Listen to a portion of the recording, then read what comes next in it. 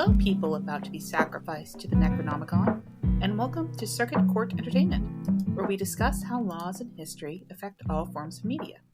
I'm your host, Mina, and today we have a more dry subject, something odd for such a bloody franchise.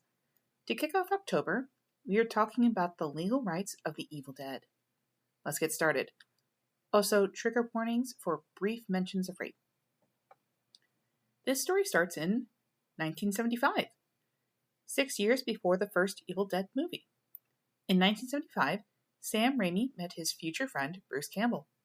Sam Raimi, at some point between then and 1977, got his hands on a Super 8 camera and began to film his first movie, It's Murder, which did star Bruce Campbell.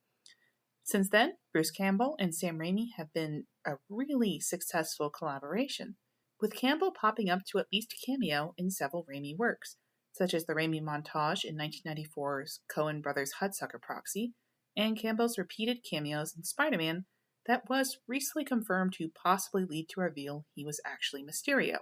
Raimi and Campbell have always been linked, but the first time anyone ever took notice was, of course, The Evil Dead. The Evil Dead started work as a short movie called Within the Woods, released in 1978.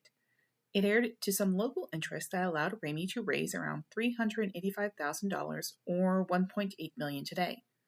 The money was raised by local businesses and patrons of the arts. With that low budget, they set to work filming the full movie, eventually called The Evil Dead. Bruce Campbell stars as Ash Williams and is the rare male final girl trope style character who survives due to his good intentions and quick thinking. As a quick recap of the movie, Ash Williams is on a trip with his girlfriend, Linda, his sister, Cheryl, his best friend, and his best friend's girlfriend. As they explore the dilapidated cabin they rented, they find a book and recordings of someone talking about the Necronomicon Ex Mortis, reciting lines from it, and about the evil things called Deadites. Things almost immediately go badly. There is no way to leave, and it ends with Ash being the only survivor, though still tortured by what he did and saw. The movie was finally released in 1981 and earned $2.6 million or $9 million in today's money, or 4% of Sahara. This was at least partially or even mostly due to its rating. Considering how much of the movie is filled with gore, disturbing imagery, a book made of human skin, a rape scene by a tree, and I cannot emphasize enough the amount of blood in this movie, it got hit with an X rating, which is now known as NC-17. So very few movie theaters would have picked up the movie. And even if it was praised by Stephen King, who caught it at an early screening in Cannes, and also Fangoria, a horror magazine, have been tracking it since its post-production saga. The ratings issue was a known problem, and producer Irvin Shapiro had a plan. Sell off the distribution rights to pretty much whoever wanted them, and also release it on video the same day. This did work out for them, as Evil Dead ended up making 24 times its budget, allowing Raimi to pay back his backers, along with cementing The Evil Dead as one of the most influential horror movies ever. It was released in the US by New Line Cinema, but by other companies internationally, at least where it could be released. It was banned in several countries like Ukraine, Finland, England, and Singapore, partially due to the blood. Its slasher contemporaries like Halloween and the Texas Chainsaw Massacre are fairly bloodless, and it was also banned partially due to the rape scene. Raimi went on to film Crime Wave, which made $5,101. No, I'm not kidding. It's $14,000 in today's money, and if I'm doing my math right, 0.7% of Sahara. Though not the lowest grossing movie of all time. That would be 2006's Zizix Road, which made $30. No, not a typo. And why it made that amount is absolutely an episode. Anyway, to get out of director jail, Sam Raimi went to work on Evil Dead 2 in 1987, and Stephen King, who, as stated, enjoyed the first one, brought it to the attention of producer Dino De Laurentiis. Listeners may remember him from the King Kong episode, because no, we are still somehow not done with King Kong. Sam Raimi wanted to shift locations to a medieval setting in Europe, but Dino De Laurentiis argued that it should be a quasi-remake of the first one. Well, not a bad idea in and of itself. As stated, the release was very haphazard and made a very small amount of money. They ran into a separate issue. They couldn't use any of the film from the first movie. When Irvin Shapiro sold the distribution rights off, that ended up creating a large mess. They would have to negotiate with each and every distributor to use the footage in the movie, and for it to be released in that country. So Evil Dead 2's first 20 minutes is a recap of Evil Dead 1. And also the only characters are Ash and his girlfriend Linda. Everyone else is gone. It's unclear whether Ash just repeated the incident again. Ash is notably not that smart, just in general. Or it's just a summary, but there was at least some twists on the formula.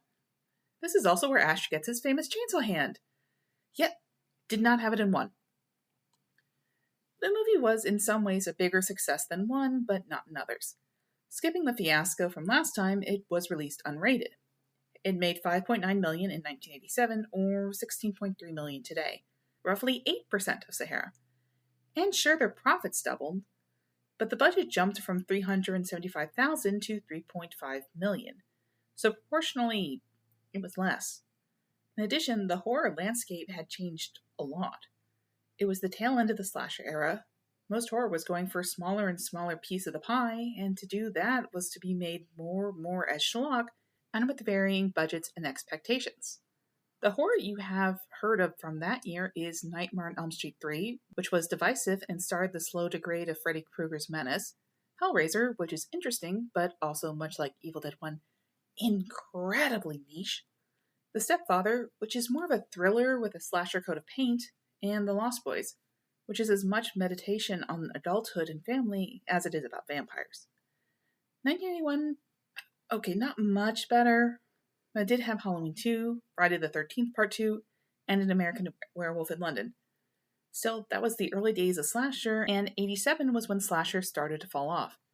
Back to a point, another way the Evil Dead 2 was a success is in the distribution company. In that, it was a subgroup of De Laurentiis' production company.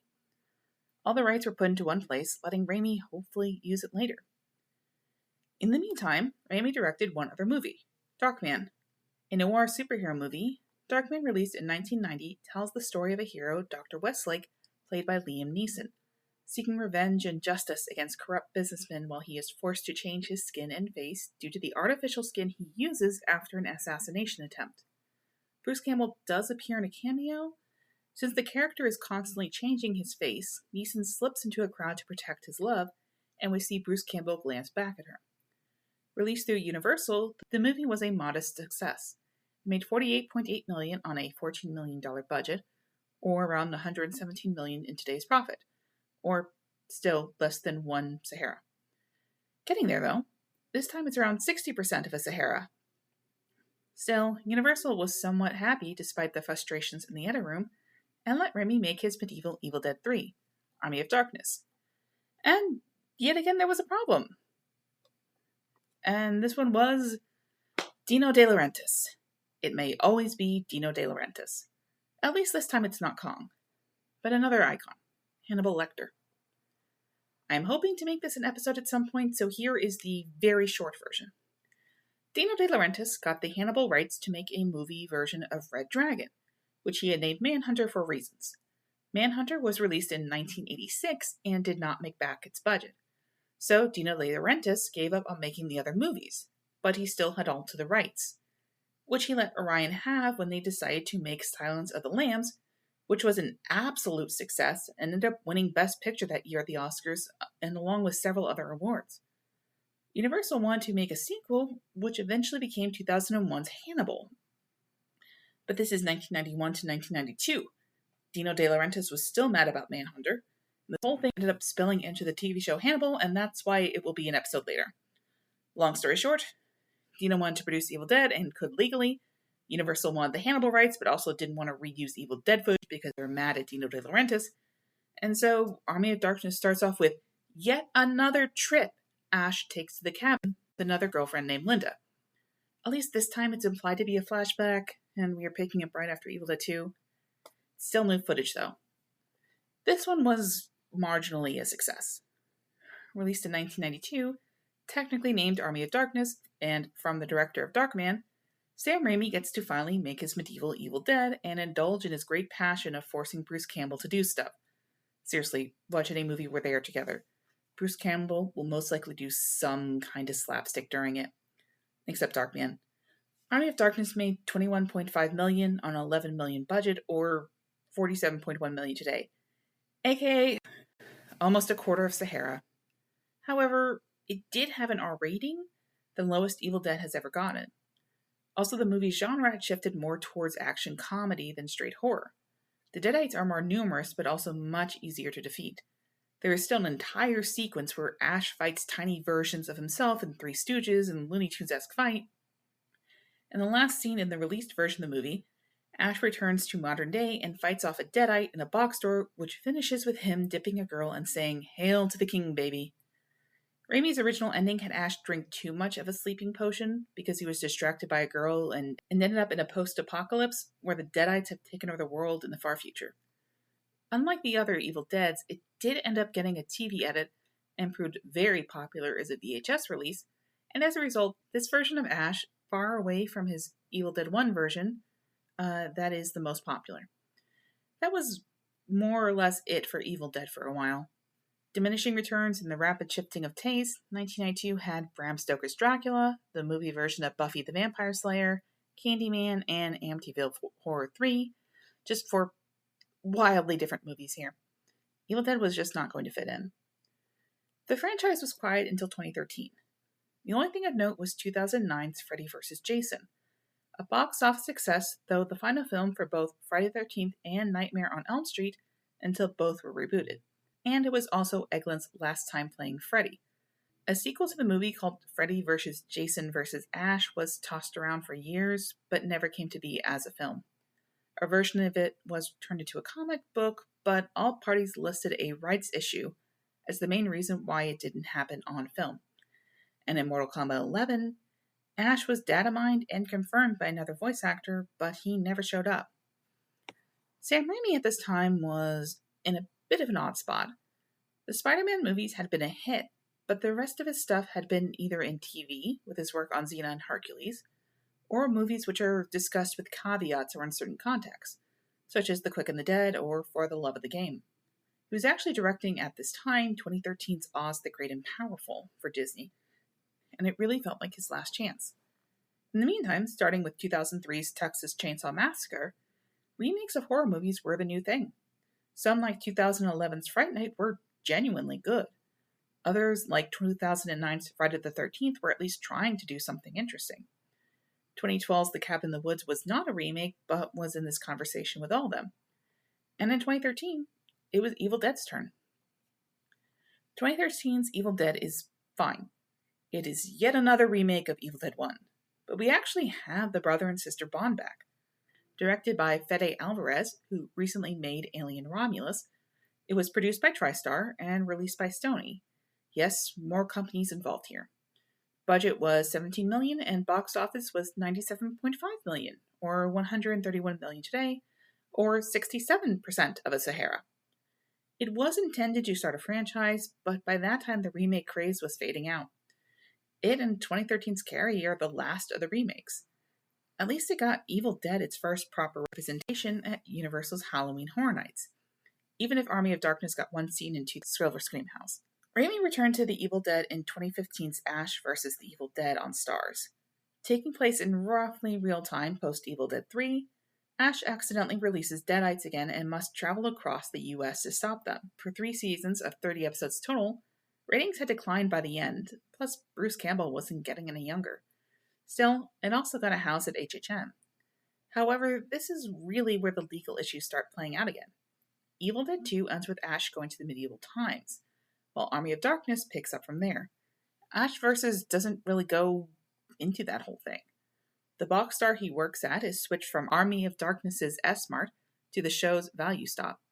Events from Evil Dead 1 are mentioned. His sister Cheryl finally returns after 30 years, sort of, and the season 2 finale has them return to the events of Evil Dead 1, but it doesn't seem like they reused any footage.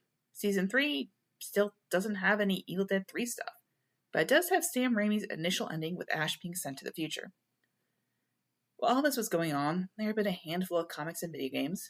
Ash got into Dead by Daylight, but in his Ash vs. the Evil Dead form, and one of the few who did talk at that time. The Army of Darkness version showed up in Poker Night 2, not voiced by Bruce Campbell, and when asked about his hand is reduced to speaking gibberish, partially due to licensing issues. And back in the PS2 era, Evil Dead had a trilogy of video games, which were fine. Also around this time, there was an Evil Dead musical. It's still running internationally and has a few US tours, but in the US it only really made it as far as off-Broadway in 2006. There was also an Evil Dead game called Evil Dead the Game, which came out in 2023 and closed about 7 months later. Servers are still up, but notably for the game, it had characters from every single version, except Rise. Ash's sister Cheryl, Knights from Army of Darkness, the Professor's daughter from 2, Ash from Ash vs. the Evil Dead, and Mia from 2013's Evil Dead were all happily mixed together in this Dead by Daylight competitor. Unfortunately, it didn't make much of a splash. The most recent Evil Dead movie is 2023's Evil Dead Rise. This one was released by Warner Brothers, yes, yet another production and release company, and was produced by Raimi. Bruce Campbell gets a quick voice cameo. This movie has nothing to do with the first one. It is the same general plot. People find the Book of the Dead, either read it or listen to its incantations, and bad stuff happens. But this one takes place in a condemned apartment building. It is one of the best title appearances in film, is incredibly bloody and twisted with a twitch of humor, and made $147 million on a $15 million budget. Still not as much as Sahara, roughly 78%, but the budget-to-profit ratio is finally back in order. Zaslav also finally made a good decision and put it in theaters. My brother and I were trying to find it and took a lot of work to see it in a premium format. The theaters were just sold out. The delay actually caused other problems. While it is good it's in theaters, it was rumored to be a premiere IP house at Halloween Horror Nights in 2022. The delays forced a house switch when it was near completion. Orlando had the house turned into Hellblock Horror, which was known for reusing a lot of past costumes and effects and feeling a bit slapdash. Hollywood's HHN had Universal's Hotel Hell, which, look, when I watched Evil Dead Rise, I matched the scenes up to Hotel Hell, and when Evil Dead Rise came to Universal Hollywood the next year, the Hotel Hell sets and general scares were reused, just updated to be stuff from the movie. It was definitely going to be at least in Hollywood in 2022. And since that movie came out in 2023, that's about where we stand with The Evil Dead. A very influential series that is also too bloody and weird to properly break into the mainstream, and license rights kept in some ways stuck in the past. No one wants or can refer to a previous movie, but versions keep carrying onwards. Ash vs. The Evil Dead was in its own way a prototype for our new view at slashers after 2018's Halloween. It wasn't as serious as that movie, as Evil Dead is never that serious, but at least decided to look at some of the trauma and deal with it. And with Campbell's on-screen retirement, he'll still voice Ash. And Evil Dead Rise's success, it may be time for Evil Dead to finally break into the mainstream, just as long as the Deadites don't break out into the theater.